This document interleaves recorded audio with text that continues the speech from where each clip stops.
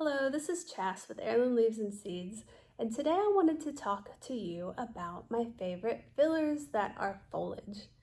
Now, two of the three have a nice scent to them, and they will be numbers 3 and 2, and then number 1 is one that I succession plant throughout the year, and it just gives me flowers all year long. It's a cold hardy annual. But let's just get started. Number 3 on my list is mint. Now I grow Moroccan mint and apple mint. Now last year, Moroccan mint was the one that I used all year long. I have an established 10 by 10 foot patch, and I took so many cuttings off of that last year. On average, I would say that I cut 100 stems a week of mint, and it barely fades the mint patch overall. And just a little note is a lot of times mint has a bad reputation for spreading and taking over, and I think that you just need to embrace that fact about mint because it's its nature, and you just have to accept it the way it is. It's going to sprawl. And that's what I did, and I don't know how many years I've had it, but I had one single 4 by 4 inch perennial pot of mint, and I planted it in an area where it could just spread out as much as it wanted. And I think that's the type of attitude you need to have, or it will be problematic because it does. It likes to spread out and sprawl, and it's just the way it is. But when you think of it that way, like it can take over this whole area, then it's so nice because, like I said, I just went in there and just cut tons of stems, and it's nice having that bountiful whole area of mint. Mint has a lot of uses. It can be used in the kitchen for cut flowers, dried for different reasons. And if you can put it just in a place where it can go crazy, you'll really, really like having it as a plant on your property. Now that said, if you don't have a place where it can just sprawl out, you can always contain it in a container, and then it can only go so far. But you will have to watch out for runners because, say this is your, by the way, check out this anemone. It was my first one of the year, and it's a white one. So pretty. It's a little early because I don't technically need these guys till May, so lesson learned, probably don't need to fall plant them.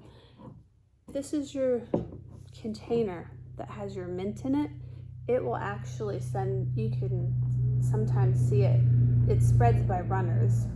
That's one of the ways it will spread, and it will get this long runner, and if it touches the ground, it will probably root itself. So even if you do put it in a container, watch out for those runners.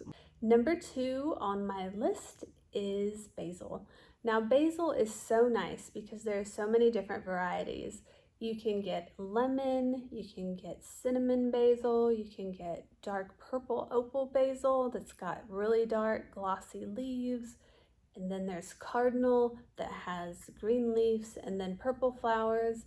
And when you use basil as a cut flower, just make sure that you only use it when the basil goes to seed, because then the stems are stronger, they're a little more tough, because if you have lush green foliage early in the spring, those stems are going to be wimpy and they're going to be soft and they're probably going to wilt.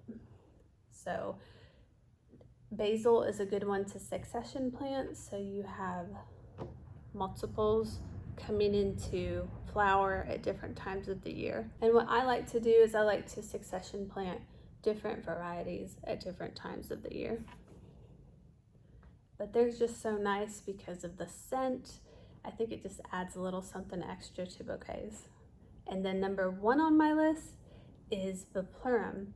Now Biplurum is so nice because it is a cold hardy annual. You get your first sowing in the fall, And this is also when they self-seed, is in the fall.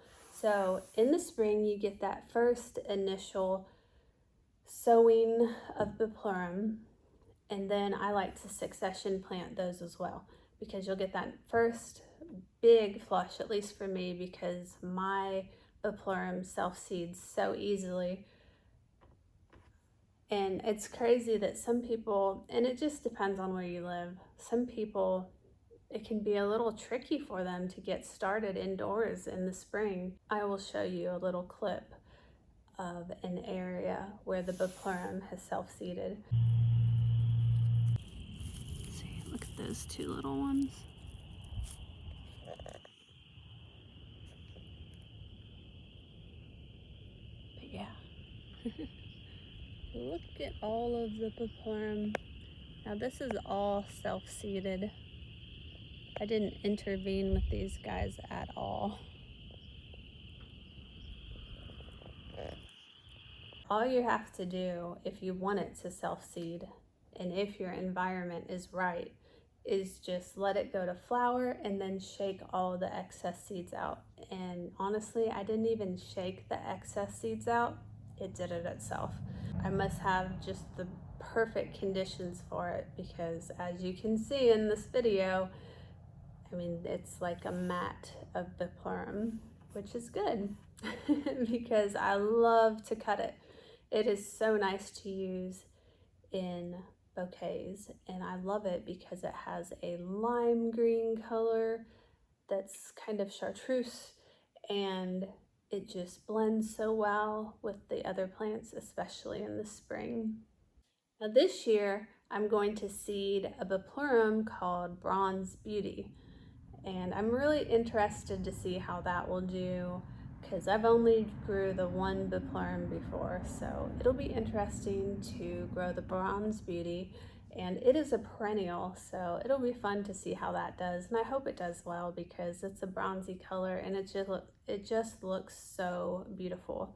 So I'm really excited for that. So there is my top 3 fillers that are foliage, and I hope that you guys have a nice day, and I see you in my next video. Bye.